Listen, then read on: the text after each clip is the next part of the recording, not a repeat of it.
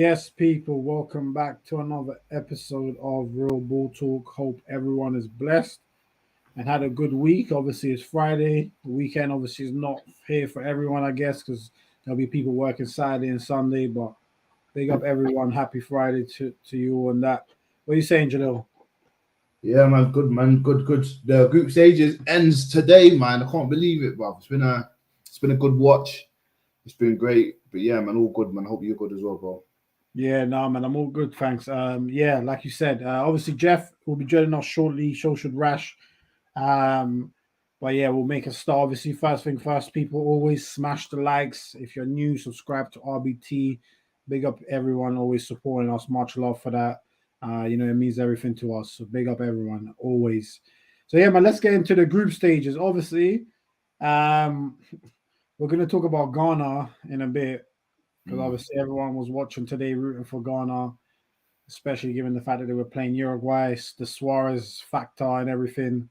Um, but yeah, now let's probably start off with the big shocks of the group stages. Let's start off with Belgium getting knocked out. One of the pre-tournament favorites going out in the group stages. Morocco topped the group. Croatia came second. Belgium came third. Mm. Only won one game, and that was against Canada. And even that game, they should have lost. Um, so people are saying it's the end of a golden generation for Belgian football, similarly to how England had theirs. Um, what do you make of that? Because I saw a few questions yesterday saying, um, is this Belgium generation, golden generation, a bigger flop than England's one?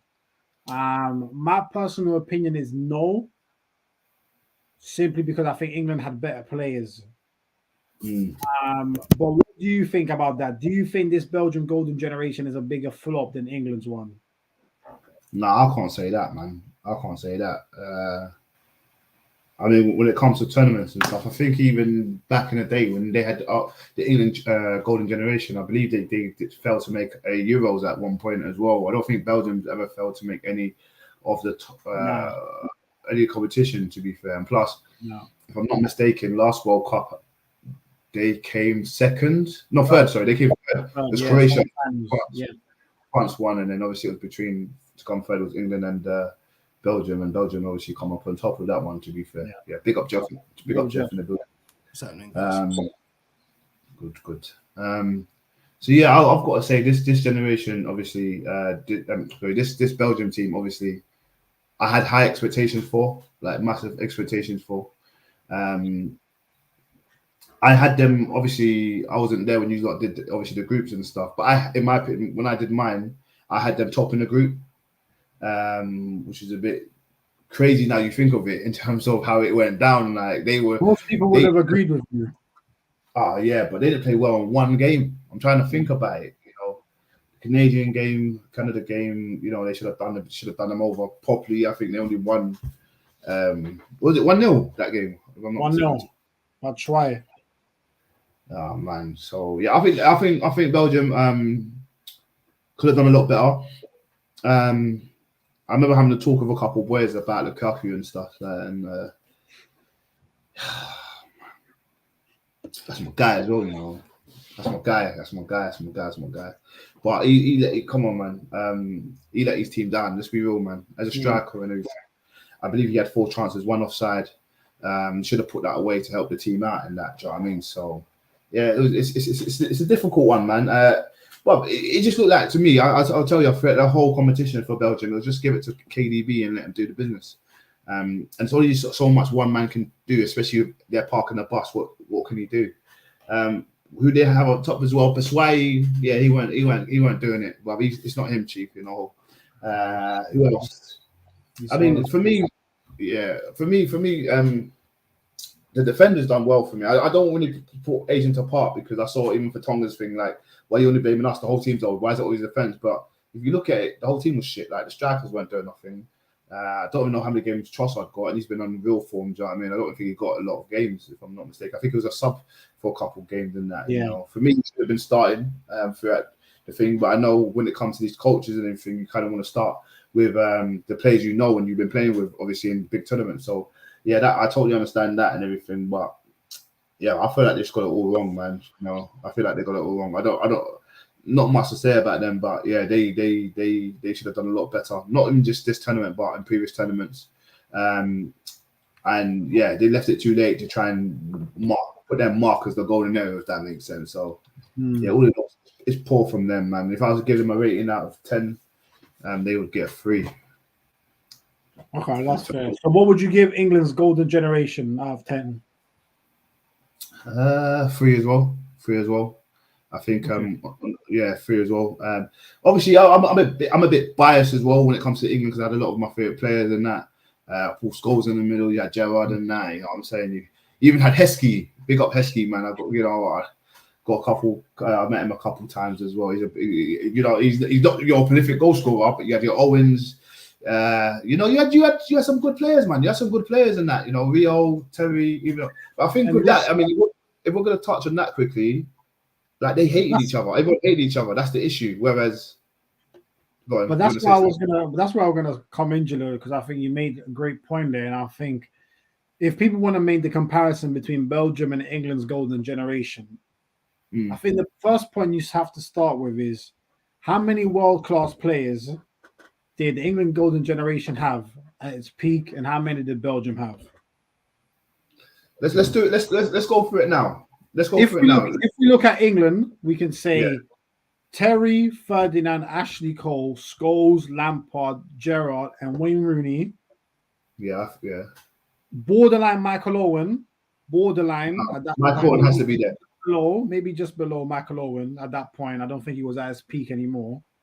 That's 7 world-class players that we can definitely say that they had.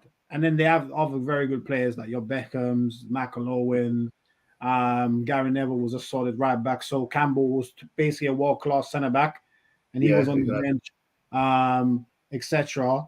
Belgium at their peak, how many world-class players did they have? So they had Hazard, Lukaku, KDB. Witsel was never world-class. Fellaini was never world-class. Maybe Alderweireld? Yeah. For Tongan as well. We've got to give it to him, man. Saying that as a certainty. Yeah, but yeah. Courtois? Courtois, 100% goal. Yeah. Courtois. Like, we're talking about 4 players, and even then, if we really, how we just said Michael Owen wasn't world class. Michael Owen was still better than Lukaku. Yeah, that's a fact. When are you considering England's world class era? 2002 to 2006. 2002. They missed I think that was the time they missed the Euros. No, that was before that. Euros. That was the one after 2008. They missed the Euros, but I'm not going to kill them for that because they were kind of way down at that point. I mean, not really, but I'm gonna allow them. Their true peak was really 2002 to 2006. That was their real peak. What's the highest they ever got accomplished in a tournament? But this is the thing. This is where England is harsh on England sometimes because quarterfinals of 2002, they lost 2-1 to Brazil. To that elite Brazil team. 2004 Euros, they lost on pens to Portugal. 2006 World Cup, they lost on pens to Portugal. So when it comes down to penalty margins, it's hard to kill a team too much because penalties are like. What was the one with Germany when Lampard scored and it went over the? That was 2010. That was 2010. Not including that. But that wasn't. I don't think that was peak England. Nah, that wasn't peak. That wasn't peak England still. That point, Scholes was not there anymore. Gerrard and Lampard are older. Even Rooney was past his athletic peak probably, or was injured or something. So Michael Owen was done. Ferdinand and Terry both passed their peak. So yeah, I think 2002, 2006, that was England's best. And if you look at it, there's 2 ways you can say it. On one side, England's golden generation for me went up against better national teams than Belgium's golden generation did. When you look at Brazil, Italy, Germany at them times. But then at the same time, you could also say that Belgium's golden generation went further because at least they got to the semis. So it's a tricky one. I still think England's one is a bit worse than Belgium's just because I think at one point in time, the only true world-class players you could say Belgium had for me were Hazard, KDB, and Courtois. That I could say undisputed were world-class at the same time. Lukaku depends who you ask. Some people will say definitely. Others like me will say he can score, but he's not world-class player. You know what I mean? So, and maybe all the world as well. I see talks with obviously pundits. I don't really take their stuff to heart too much, but even with amongst friends and family and stuff, having conversations, they believe that this era of England is probably the real golden era. Nah, that's criminal. I don't think so. Nah, that's criminal. Because even the golden era that they talk about, there was no balance in it. Why is Scholes playing left midfield? That's not a golden era then. Like you had the best players in certain positions, but you played 4-4-2. So there was an overload of centre midfielders. Yeah. So you're playing. That's why Scholes retired in 2004, not because he was done with England, because he's playing out of position. I'm Paul Scholes. I've won Champions League by this point. I'm established 10, 12 years at Manchester United, and I'm playing left midfield. Yeah, that was madness. So you're not a golden era then. It's impossible. I think it's the best batch of players that they've ever had, because they even had Michael Carrick, who couldn't touch pitch, couldn't touch squad. And he'd walk into the England team now. But that's because they all had an overload of centre midfielders. That doesn't make you necessarily the best crop of team to me. Like, but they had centre backs as well. They had what? Campbell and Ferdinand and Terry. Yeah, that's good. That's great. Ashley Cole is great. Ashley Cole. Yeah. I think Ferdinand even refers to his era as the golden era, though. That's the thing. I agree with Jeff. I'm with Jeff, though. I don't think when you got players out of position and stuff, it's not really, because if you had them in the perfect position, but we always fight the managers and everything in terms of like where should certain players be playing and who should be playing. Like Foden should be playing now, Saka should be playing, whatever.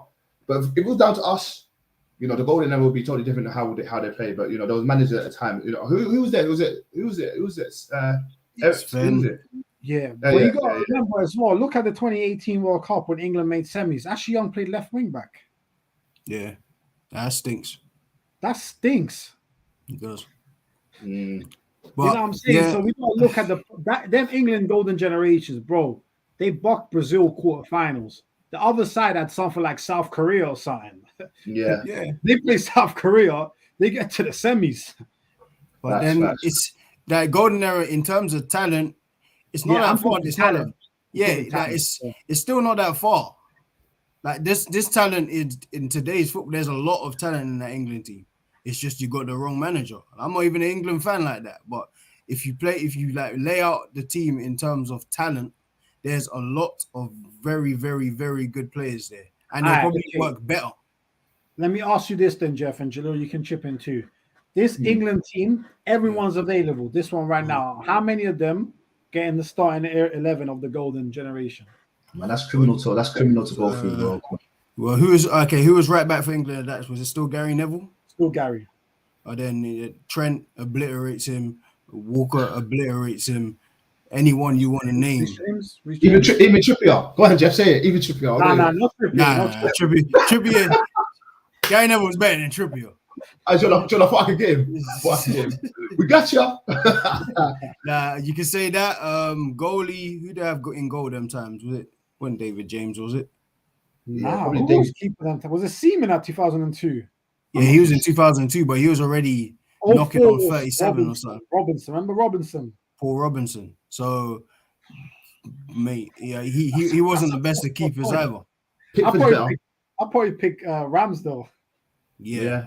And that's not even really fair because he don't even play for England. He don't even play, so between Robinson and Pickford, I might take Robinson, Yeah, I think Pickford's pretty poor. Like Robinson had a lot of ability as a goalie, he just got fat. You know what? Let's say that's a tie. Yeah, you can say that. Like centre backs, we don't really need to discuss it. Like the centre backs are better for the golden. John Terry, Rio Ferdinand, yes, that's Ashley Cole. Left back is Shaw and whoever else you want to put out. Even midfield, you can't really touch if we're being honest, bro. Like, in terms of ability, you can say because if you have to judge it, you have to judge it all the way. The England played 4-4-2, so if you're talking about the two partner in midfield, it would be Gerrard and Lampard. For the golden era. Yeah, Rice and Bellingham can't get in. I don't think. Not yet. Bellingham maybe in a couple of years, but no. But if you name the trio, because you kind of have to judge it based on the system, right? You can't. Yeah, you can't make it. You can't name two from the new era. That's the problem. Yeah, that's true. England's midfield trio back then should have been Gerrard, Scholes, and had Lampard pushing on. That's what they should have done. Yeah. If Scholes was that for England them times, they would have gone further, no doubt. Yeah, facts. Come on. Yeah, they get that's what I mean by that golden era. Like the system, obviously 4-4. That was a heavy 4-4-2 back then anyway. So you're limited anyway. So maybe it's maybe even too hard to judge anyway, just based on system. Yeah, it's difficult. But when you have a Gerrard and Lampard combination, it sounds great. But we saw many times that two got undone time and time again because don't control the game. Yeah, they can't. They want to do similar things, so it's almost impossible. Like in a 4-4-2, like it has to be like one pivots, one goes forward, one pivots, one goes forward, and if you both are forward, then if there's an attack in middle, there's slight change in formation on the other team. They're playing a 3-5-2. You're done for. You can't do nothing. No, you can't. But no. I think it's a tricky debate, but I think it's an interesting one. But Jeff, like, just your thoughts quickly on Belgium's golden generation. So they'll give them a 3 out of 10. I'd probably give them a 5, just maybe because this expectation maybe for them were a bit not too high, but I think the only tournament they can really, because I think this tournament they were a bit old. I think the tournament where they have to ask questions of themselves is what was it, 2016 when they lost to Wales in the quarterfinals? Probably, yeah, that'll probably be the one. That's criminal. Yeah. That's criminal. Well, yeah, what would you rank Belgium's golden generation? What are you saying, Rash? You good? What's going on, people? What's going on, mandem? What's going on? Sorry, I'm late, man. You're not at home, son. Where you at? Yeah, I'm at home, man. Just different angle. A different scenery at the back there. Yeah, just a different angle, bro. Just a different angle. Okay. Make it short. Hey, bro, don't even stop, man. Before I start calling you out.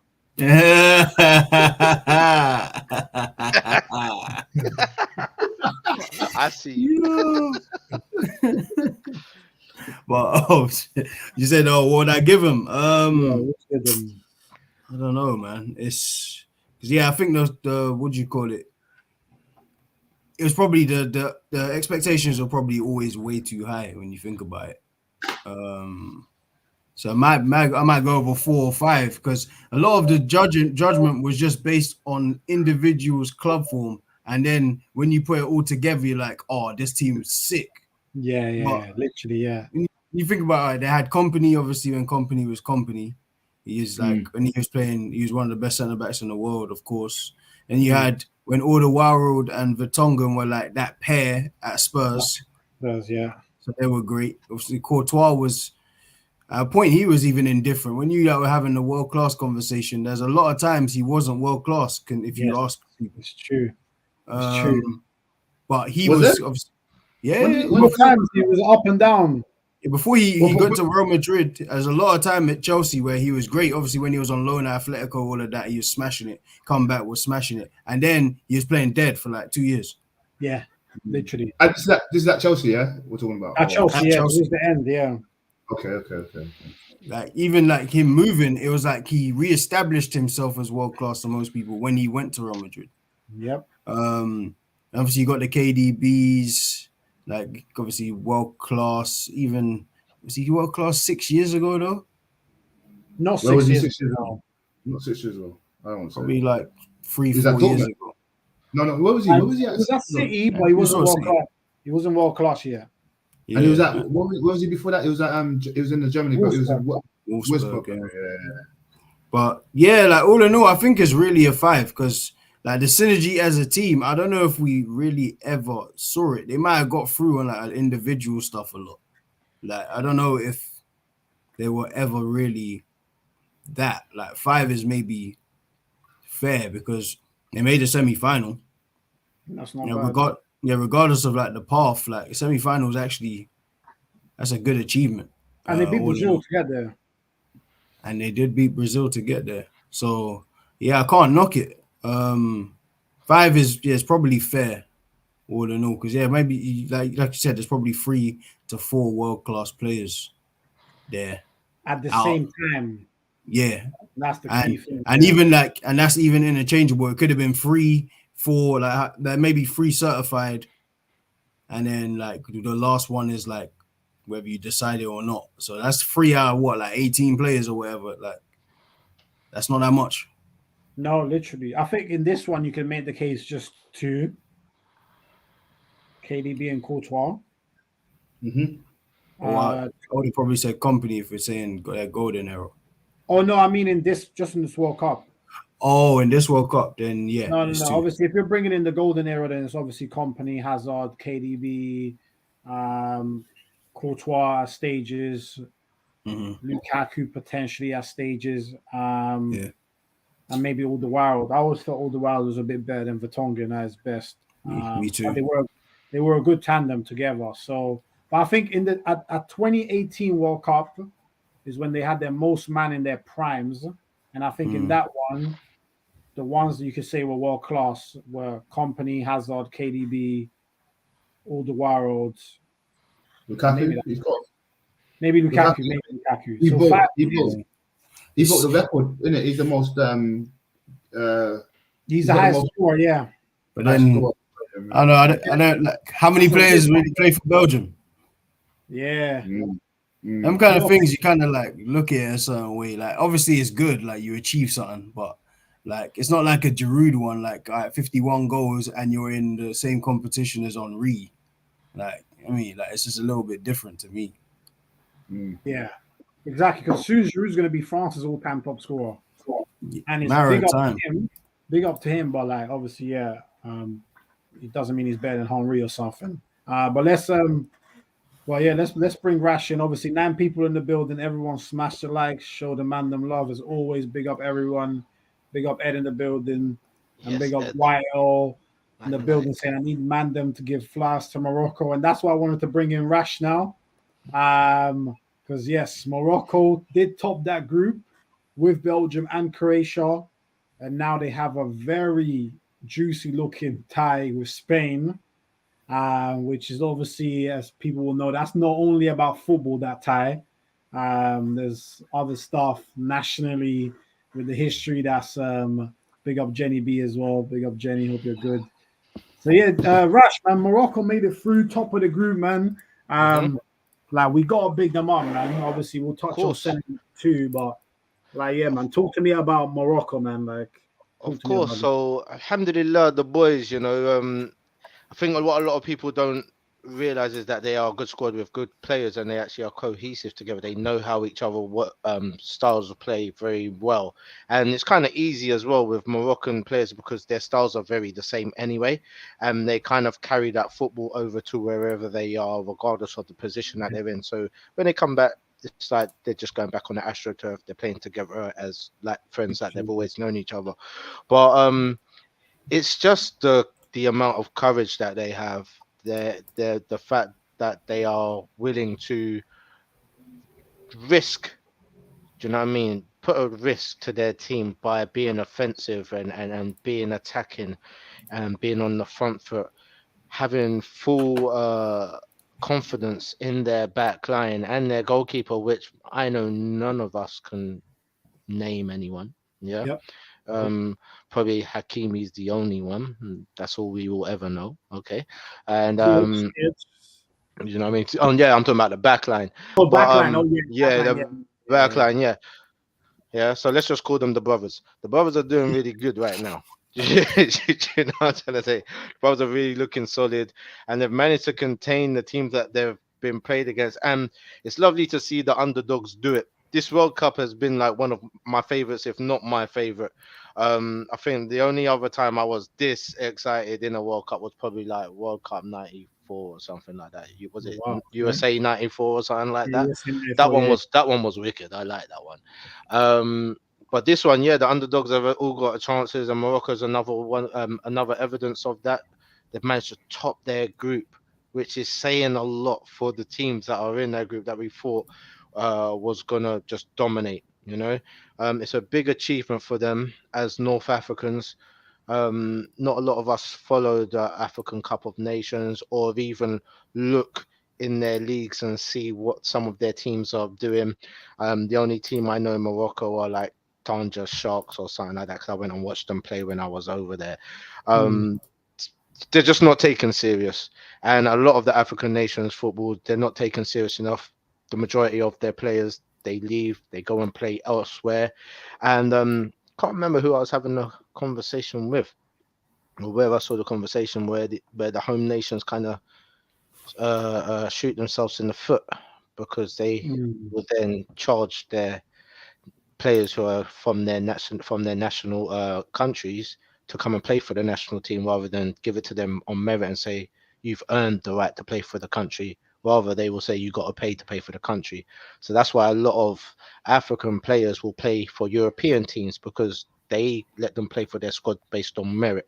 But Morocco's not one of those teams, not one of those nations. They're a footballing nation as well. If you go there, all they do is care about football. And the reason why them topping the group and playing Spain is such a big deal is, as you've mentioned, there's a history there. But let's just take it from modern times, okay? Modern times, if you look at Morocco now, Morocco want to be Spain. Yeah, everything that Morocco wants to kind of achieve in regards to tourism and even lifestyle and stuff like that, they look to Spain a lot of the time. And just like some people will speak a different language because it might make them seem a little bit more eloquent and even financially better.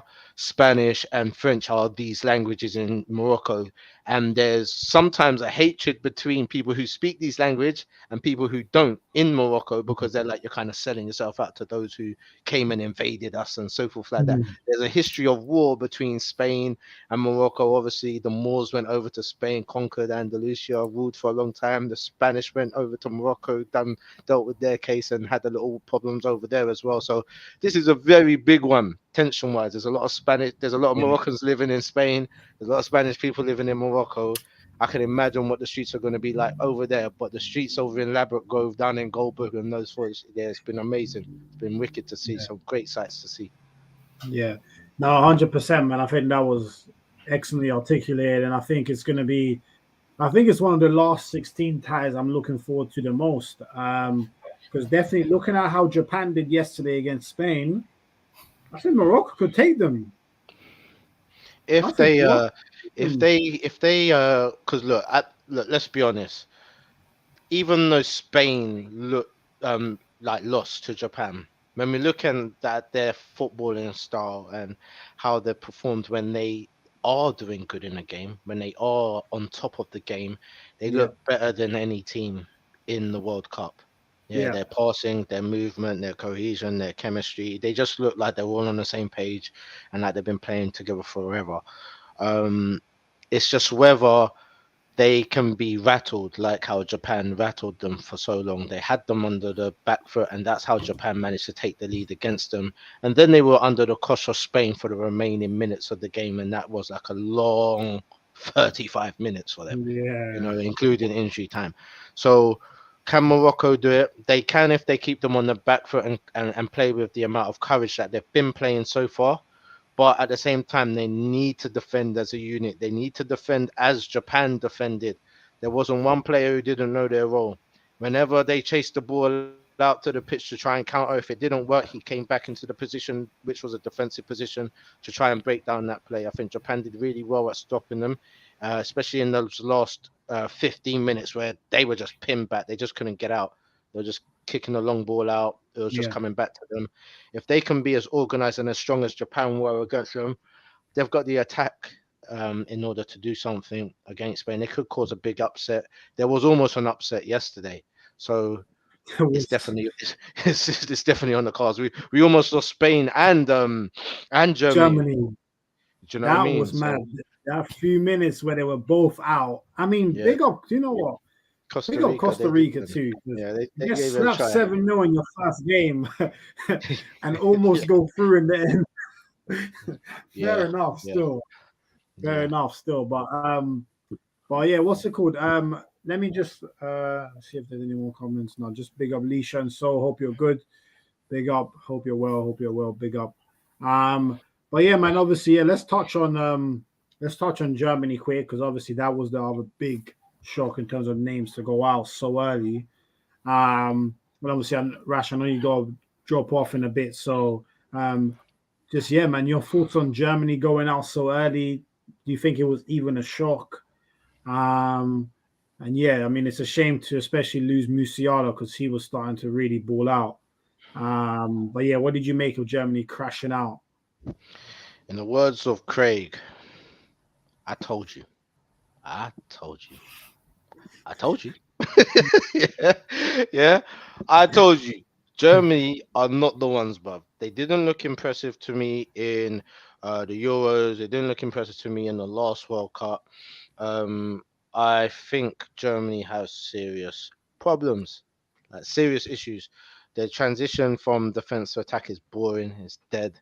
They've got a few stars in their squad that know that they're stars, but they're not putting in the effort at all. Like, they're not doing what they need to be doing in order. It's like they've gone. It's weird. It's almost like it's almost like for a better player to use them against, is almost like an Ozil attitude when they're on the pitch. All of them, a lot of them. It's like they can't be there. If someone messes up, they'll just go, oh, look what he did. Do you know what I mean? Like, they're not a real team, and you can see it. They left it a little bit too late yesterday to try and pull it out of the bag. They should have took matters into their own hands from day one, from kickoff. Instead, they lost. They got it was a bad loss to Japan, which set them back. They was always chasing the pack after that. And look at them, they finished bottom. No, they didn't. They finished second from bottom, didn't they? Yeah, but they almost finished bottom a few times yesterday. So I'm not impressed with them. I was always thinking they was going out. The Dutch, I'm not impressed with them either. Like, there's a few teams that at Belgium, we kind of spoke and said that they were dead food, you know. So yeah, I kind of was expecting this kind of Germany performance. They haven't got no names that like when we used to play World Cup really, you know, just outside.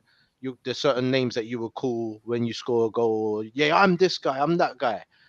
I can't imagine none of the kids saying they're anyone in the German team. And that's saying a lot. No, honestly, come on. Even us, we're England fans and all that stuff like that. You score a goal, Klinsmann. Like, it didn't matter because they were bad boy players there. I can't imagine anyone saying anything Muller's the best player on the team.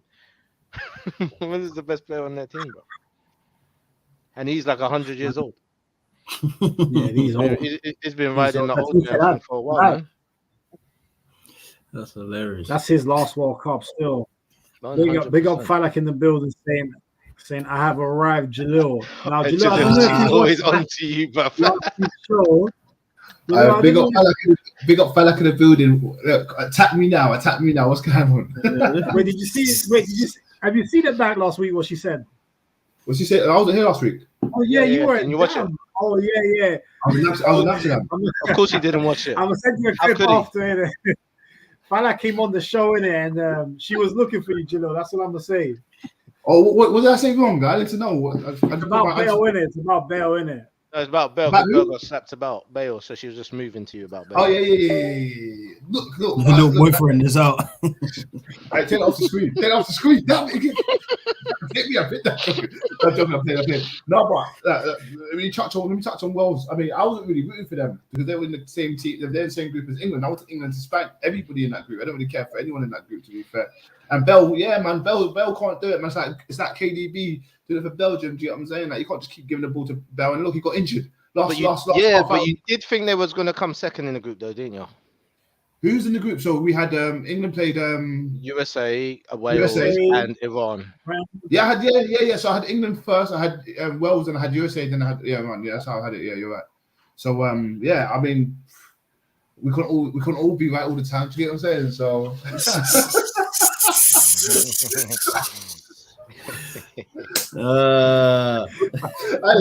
Fella, I give you a break, though, man. You always. That's a good one. We love you on the show. We love you on the show for real. Bruv, she came onto the show. She actually came on looking for you. Oh, just for smoke, bro. What, she came on the Yeah. What, she came on the show? Yeah. Oh, yeah. Just to She smoke pulls you, up bro. on her ops. You're chatting shit. You're chatting shit. I'm gonna send you the bro. clip after, just to smoke you. Mhm. That came on the show. Yes, bro. Yeah, Fanax like King Von. She don't play with her. Yeah, she just came. She just closed her eyes, sprayed, prayed, ducked out. No one got hit. You weren't here. No pedestrians, man. She just came hit up the block, span out. Quick. You get me? Hey, who's Fanax support so I can get onto? Who's he supporting? United, isn't it? Man Come United, on. Man United. You know you need to hit her up. Yeah, man. When the Premier League starts, bro, come back on the show for that. We'll talk. Speaking of Man United, the Man United players who are playing at the moment in the World Cup are actually doing quite well. Shout out to them. They've been running the World Cup. Yeah, let's pray they just leave it at the World Cup. Yeah, Bruno's They've been doing. I mean, listen, I don't mind because obviously Ghana went out and Partey can come home now, get some rest. I mean, we gotta speak about Ghana, Jeff. I mean, That is a sad story. They had to lose in a typical way that involves some nonsense, and obviously they had to go and miss the penalty. They had to go and miss the pen at 0-0, and then they concede 1 minute after that. I mean, it's just madness, bro. So why was Suarez balling? I got some clips of him balling. They went out as well. They're out as well, yeah? Yeah, South Korea beat Portugal. Oh, my guys. It was bad stuff going on, bro. It was madness going on.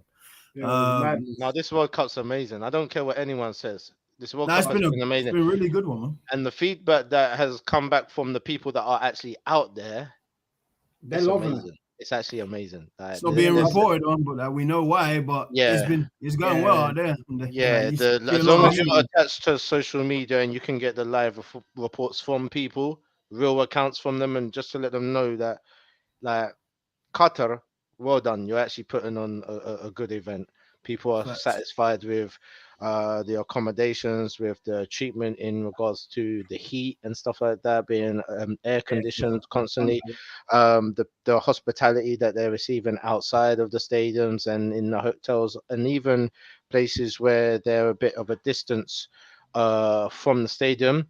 They've hired out the air services to give them free flights to the stadiums, free flights every day. That's dope. You're able to see 2 or 3 matches a day. There's never been a World Cup like that because obviously the stadiums are always too far away.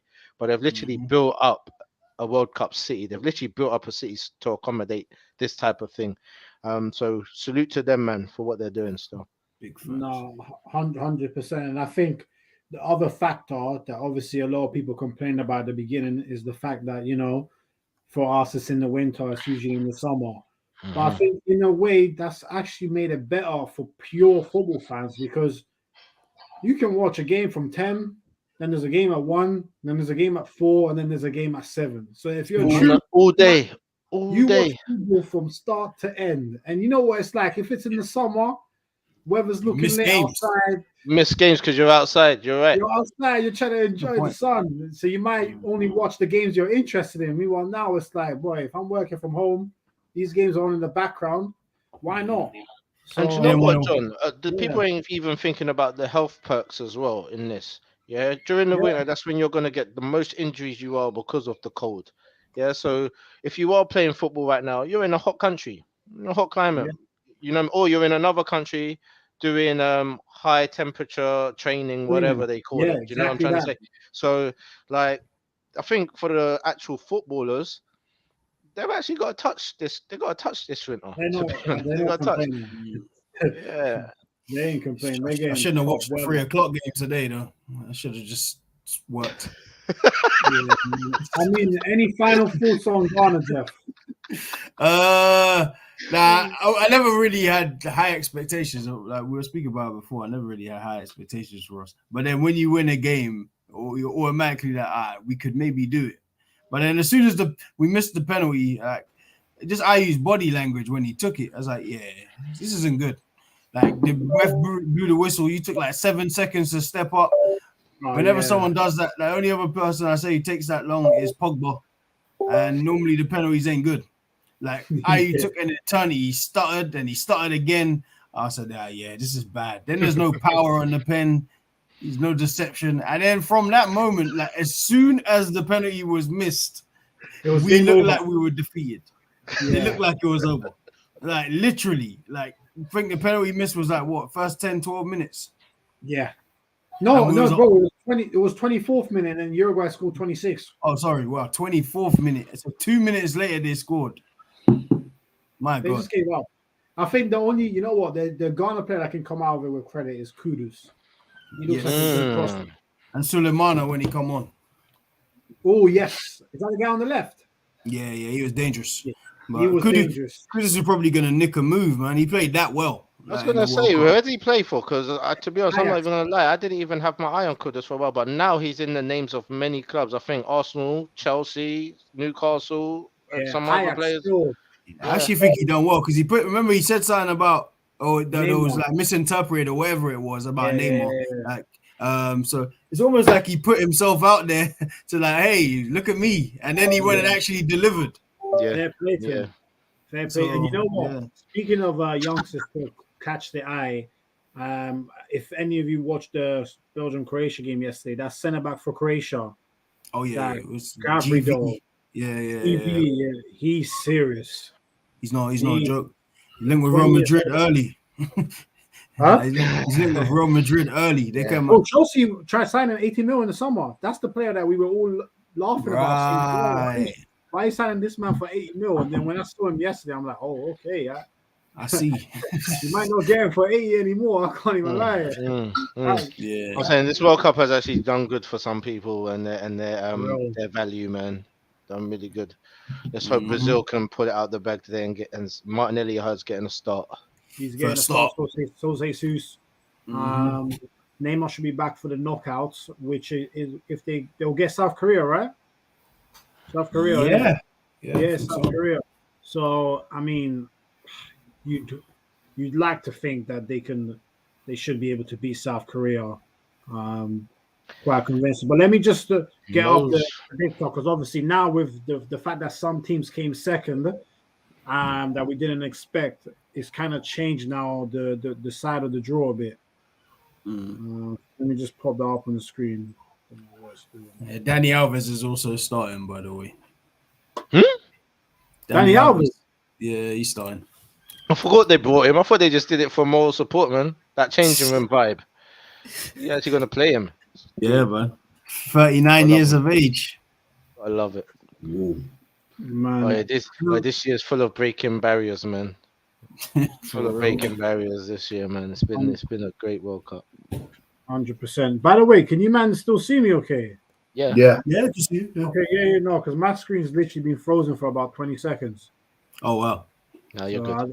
But somehow I'm still good. Okay, now hopefully I can share the screen. Yeah, okay. Now I can. There we go. All right, cool. So let me just compress that a bit. Let me know. Can you guys all see that? Okay, yeah. Can you zoom in 1%? There you go. There we go. All right. So Netherlands and then Senegal, England, USA, Argentina, Poland. Poland should never have gone through. Never. What an awful team. I don't want to see them ever again. They're bad. They're Lewandowski FC, man. Bro, I don't ever want to see them again. Like, never.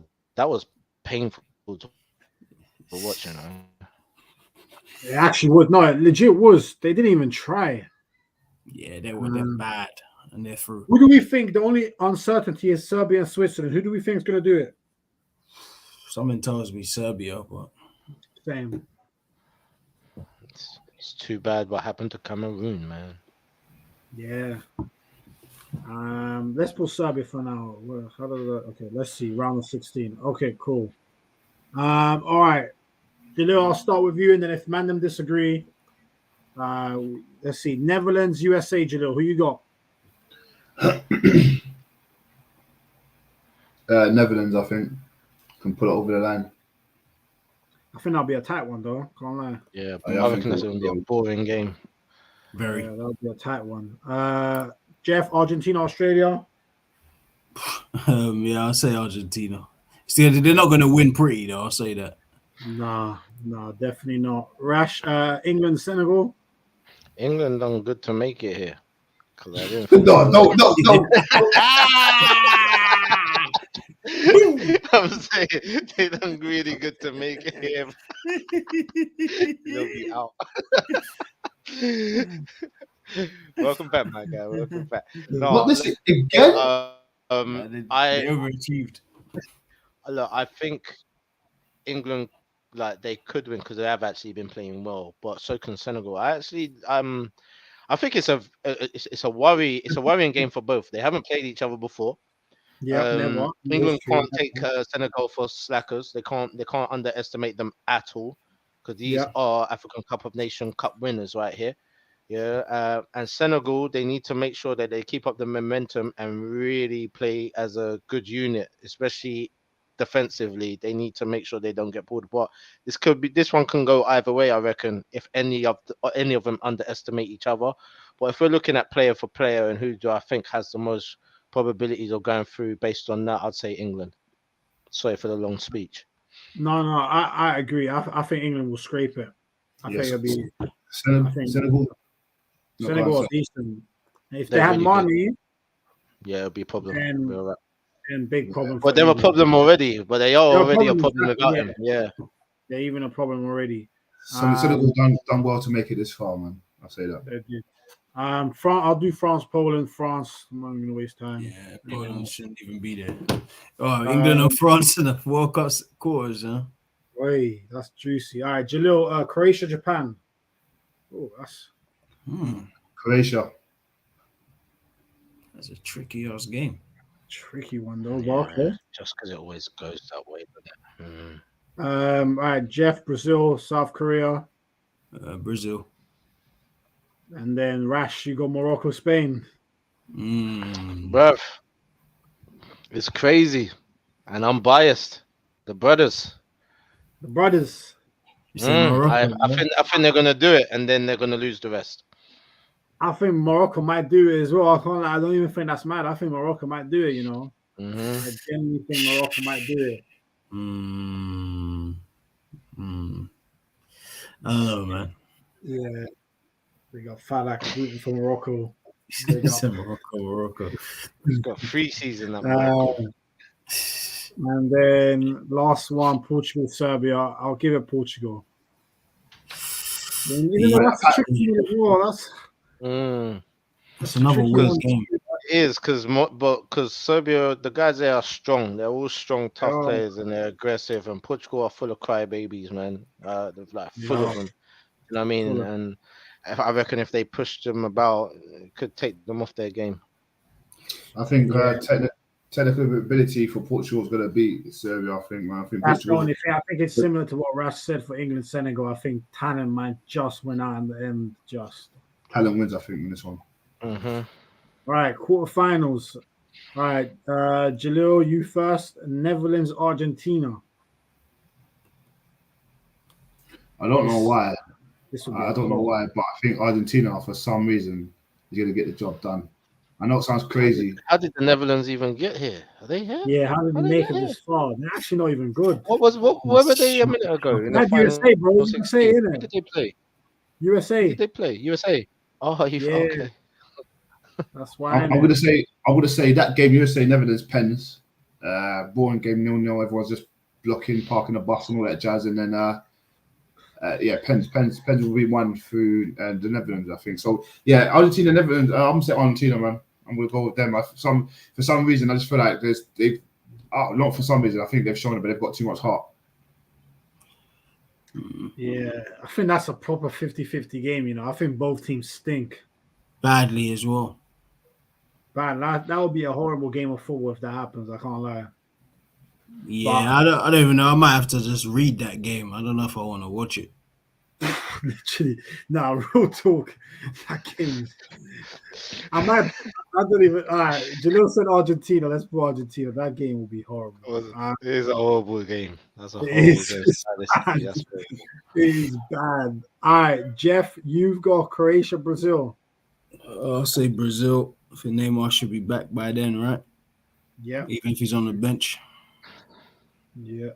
And Rash, you got the most difficult looking one, I guess. France, England. Quite easy for me, actually. I'll say England.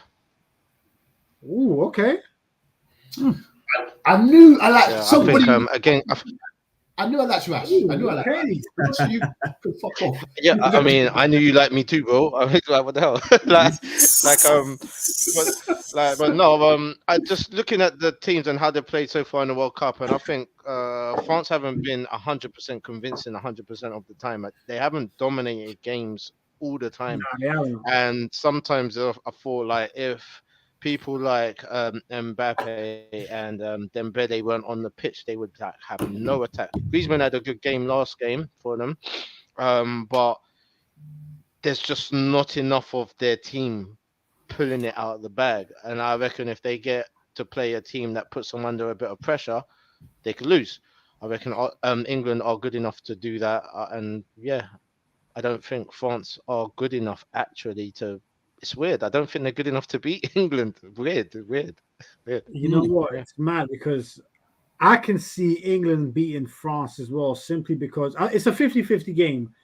But that Upamecano guy for France, like on the ball, amazing. But once he's actually made to defend, we're gonna see. Yeah, that guy is horrible defensively. Look, John, from what I saw is like except for their first team, they're worrying. They brought on like a makeshift team for their last game, and they looked boring. It was horrible. It was horrible to watch. Do you know what I mean? Like they lost that game, right? Did they end up losing? Yeah, they lost to Tunisia. There you go. So they ended up losing because of that. And I just think off the bench they just don't have enough game changers. Whereas England's bench is literally the same as England's first team, like in regards to ability, bar a few players. You know what I mean? So I just think they just got a little bit more depth and a little bit more about them than France this year. Yeah, fair enough. John, apparently my boy said Falak's been grilling me in the chat, so you might as well just read them out and get them out there. Apparently she's been killing me, so let's see. Let's what, Jamil, you hate Japan for sure. To be fair, Falak did say I don't even know why I'm hating. So she's still got love for you, Jamil, don't worry. But next time when Falak is on, me, Rash, and Jeff, we're gonna take ourselves away from the screen, just have you and Falak and have a one-on-one in it. I don't know if you want to do that, son. I'll be honest. Normally, girls that hate me, boy.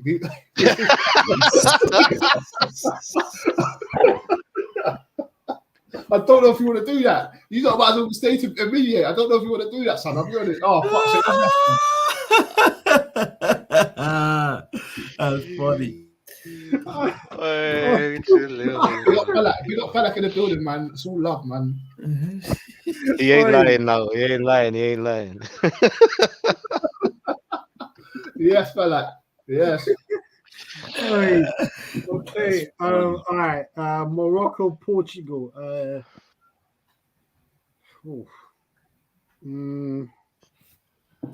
Well, if Morocco to make it this far, they'll have so much belief.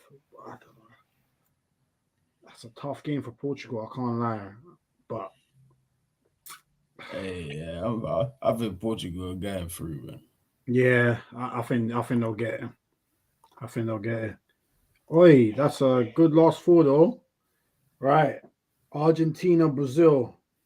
I think we've all got Brazil in that one. I'm not gonna lie, it would have been better if it's like.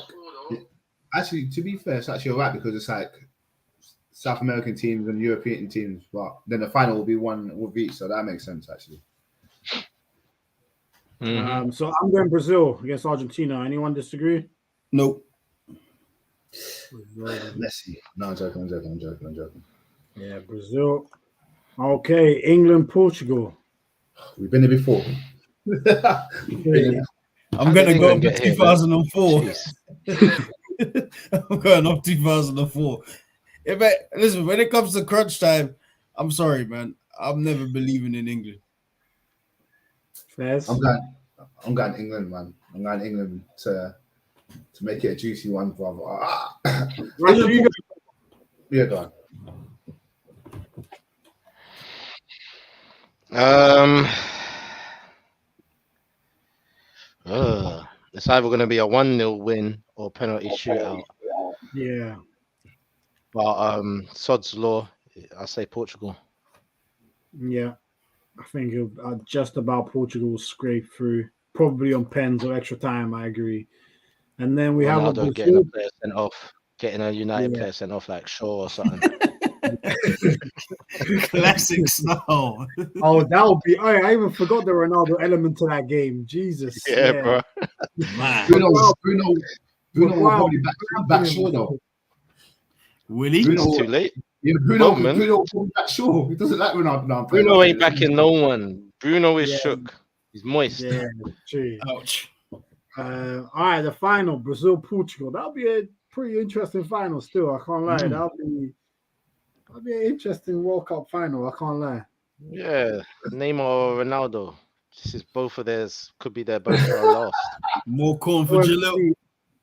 I should have been on this. Can we do this again? And I can come on and we will not just listen to Jalil's opinions. Quick cording. She's killing you, son. Hey, Jalil, what did you do, bro? Hey, Jalil, what did you do? Hey, no, what did Jalil do? Because Jalil's always showing. I know what I've done. I know what I've done. The same thing I do to yeah. I know what I've done anyway, son. So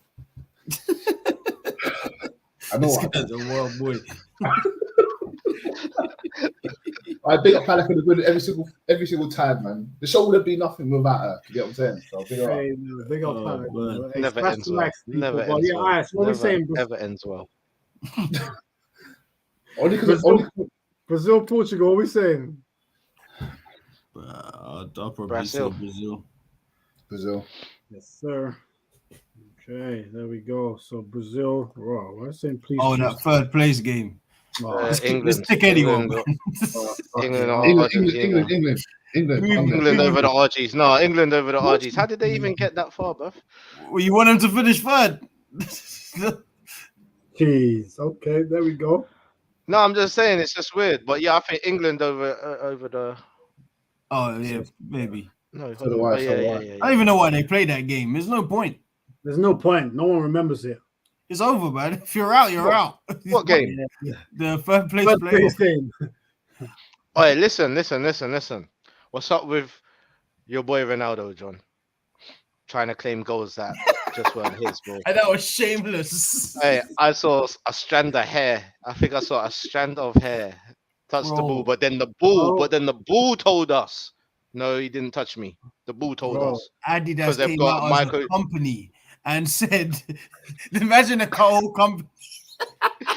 No, because it's discrediting their technology. They have to. Imagine a man is claiming a goal so viciously, that the technology and the company combined have to say, listen, we've done a forensic report and he did not touch the ball. That's the thing is, and then what in reply happened? I wasn't like the Portuguese government came out and did they've gone. Listen, son. And there's too much going on in the world for this. There is. Well, honestly, Ronaldo is just the thing is because I feel like I've known Ronaldo so well on the pitch. I knew once that goal went in, I could tell by his celebration just enough to know it was not his goal. But he's like, shit, I gotta try and style this out somehow. Because if that's his goal, he's doing the C. 100% he's doing the C. But he realized, wait, hold on. He realized, oh, wait, hold on. Actually, if I want it to be my goal, let me try and look like it's my goal. Like, shit. The first thing I said around all my group chats, I said, he is embarrassing. He's shameless. And he should be sent home because he is. But we've seen this a number of times throughout his whole life. Yeah, but it hasn't started here. This is Ronaldo. Man, this is classical. You know what? This one is funny because without VAR or anything, he might have got or anything like that. Like it's a few years ago, 10 years ago, he might have got the goal. He would have got the goal. Do you know why he would have got the goal? Because the Portuguese authorities are saying, please give him the goal. He definitely would have got the goal if there weren't VAR. You know what it is? You know the unlucky thing for Ronaldo is that the guy who's crossed the ball to go in is almost as shameless as he is. Bruno. So we kind of almost want him not to get it. Yeah. Bruno's the type of guy to say, no, that's my goal. That's why Ronaldo celebrated when Bruno scored the pen. He's like, oh yeah, now he'll give me the goal because he scored as well. Yeah. Like, nah. come on, man. Like, Ronaldo is too shameless, bro. I can't lie. Like, I think he said some things which I agree with, but this I can't. This is just disgusting work. This is remember when Harry Kane work. swore on his daughter's life? I scored. No, you didn't, mate. You won your goal. Remember, Harry Kane swore on his daughter's life that he scored a goal that was actually Eriksen's goal. So that's madness. That's top that's deep, you know, because them not believing that stuff. Trust me. Well, like they're swearing on live stuff. Yeah, bro. They don't. Yeah. They're the ones in school. They're the ones in school when they did something wrong. Oh, I swear my mom, like put it on their mums. Yeah. And, like, man. I'm gonna do that all the time. I ain't doing that shit, but no way. Yeah, man, 100%, man. But listen, dropping out the game, bro. But yeah, man, listen, people, we still got 7 in the building. Smash the likes. We're just gonna head off now because obviously the Brazil game's just started, and I think we all want to watch that. There's a few players from Brazil's side that we want to see how they do. Yeah, last one from Falak is love how Jalil is staying quiet because he knows I'm gonna jump on him if he says anything. You can never keep a good man down. Jalil will never stay silent. Never. True gentleman, Jalil. True gentleman. But yeah, listen, people, smash the likes. We're gonna be back next week, obviously after the last 16 to go through it, preview the quarterfinals. But when you're watching this back, do drop a comment, leave your thoughts on this World Cup, how you're rating it out of 10, the best players, etc., etc. We're gonna share a few TikToks as well. So yeah, just make sure you follow us on there, Instagram, and like I said, make sure to smash a like. Big up everyone who's tuned in today and who's tuning in after. And yeah, let's enjoy the games and have a good weekend. Peace. We're out, people. Peace. Peace. That's right.